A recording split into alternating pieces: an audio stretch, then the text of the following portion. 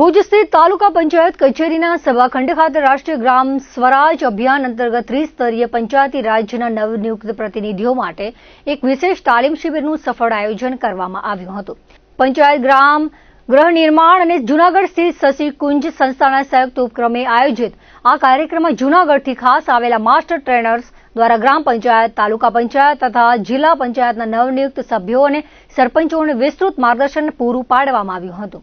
આ તાલીમ સત્ર દરમિયાન ભુજના તાલુકા વિકાસ અધિકારી પીવી ઠક્કરે માહિતી આપતા જણાવ્યું હતું કે ત્રિસ્તરીય પંચાયતી રાજના સુચારુ સંચાલન માટે ગુજરાત પંચાયત અધિનિયમ 1993થી વિવિધ અગત્યની કલમો અને નીતિ નિયમો અંગે પદાધિકારીઓને ઊંડાણપૂર્વક સમજ આપવામાં આવી છે.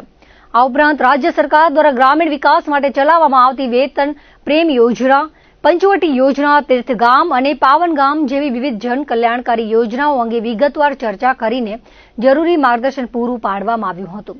તાલીમના અંતે ઉપસ્થિત સરપંચો અને પદાધિકારીઓના વિવિધ પ્રશ્નો તથા શંકાઓનું સ્થળ પર જ સંતોષકારક નિરાકરણ લાવવામાં આવ્યું હતું.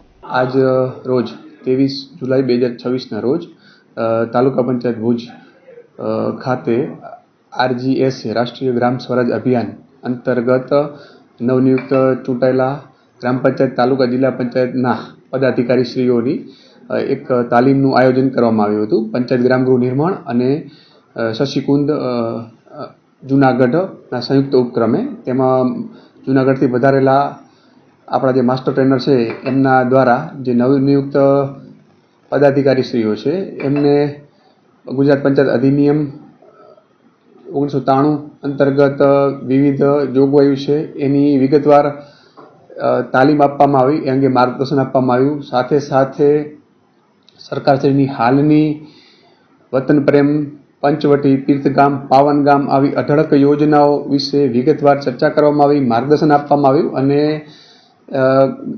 ગ્રામ પંચાયતના સરપંચશ્રીઓ, પદાધિકારીશ્રીઓના જે પ્રશ્નો હતા એને સોલ્વ કરવામાં આવ્યા. કહેવાય ને ત્રિસ્તરીય પંચાયતી રાજમાં ગ્રામ પંચાયત, તાલુકા પંચાયત, જિલ્લા પંચાયતનું જે માળખું છે એમાં પંચાયતી રાજ જે કહેવાય કે જેના ઉપર જેના નીતિ નિયમોના આધારે આ ત્રિસ્તરીય પંચાયતી રાજ કામ કરતી હોય છે, તો એ ગુજરાત પંચાયત અધિનિયમ અંતર્ગત જેટલી કલમો છે, અગત્યની કલમો વિશે અને જેટલી યોજનાઓ સરકારશ્રીની પંચાયતને લગતી છે એના વિશેની માર્ગદર્શનની તાલીમ આપવામાં આવી.